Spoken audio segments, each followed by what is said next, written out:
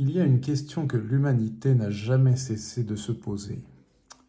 Le ciel là-haut a-t-il un lien avec ce qui se passe ici en bas, dans notre corps, dans notre esprit, dans notre santé?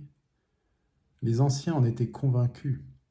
Hippocrate, le père de la médecine, disait qu'un médecin ignorant l'astrologie ne pouvait pas se considérer comme médecin. Galien, le médecin des gladiateurs, traçait des thèmes astraux au chevet de ses patients. Dans les sanctuaires de la Grèce antique, on soignait l'âme par le théâtre, par la catharsis, une purification venue du ciel et des émotions. Puis pendant des siècles, cette sagesse a été oubliée, reléguée ou moquée. Mais elle n'a jamais vraiment disparu. Et aujourd'hui, je vous propose de la retrouver. Bienvenue dans la Cosmosanté, une série de vidéos consacrée à une idée très simple mais profonde. Notre santé physique et psychique est en résonance avec le cosmos. Non pas parce que les étoiles décideraient de notre destin, mais parce que nous sommes faits de la même matière qu'elles, parce que les cycles de la Lune, les mouvements des planètes, les saisons cosmiques, tout cela nous traverse, tout cela nous parle. Il y a synchronicité. Dans cette série, nous allons remonter le temps. Nous allons rencontrer des philosophes, des médecins, des artistes, des astrologues. Tous ont cherché à comprendre ce lien. Tous ont laissé des traces.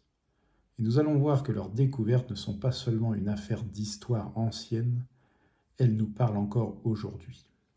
Elles peuvent nous aider à mieux nous connaître, mieux nous soigner et donc mieux vivre.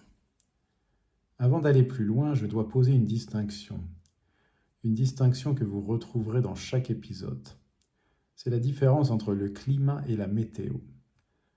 La météo, c'est ce qui se passe.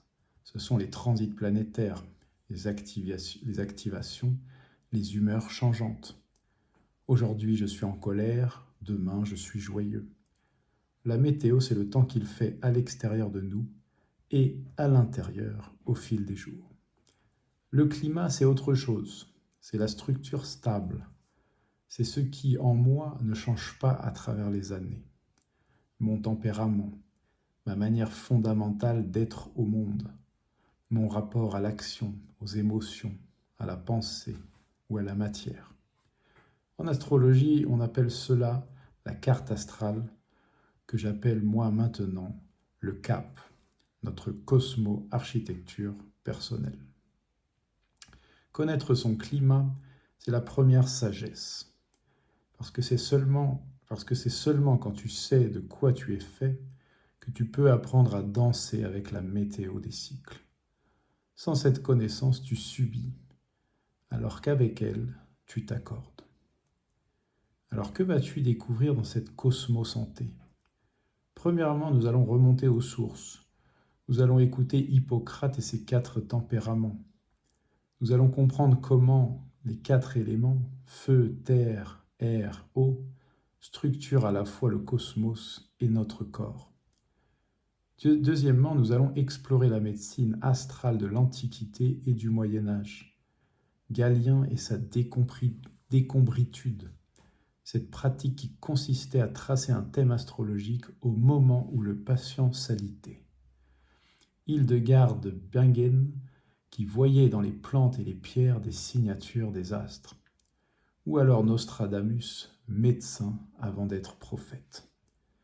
Troisièmement, nous allons entrer dans le théâtre, parce que soigner, ce n'est pas seulement soigner le corps, c'est aussi soigner l'âme.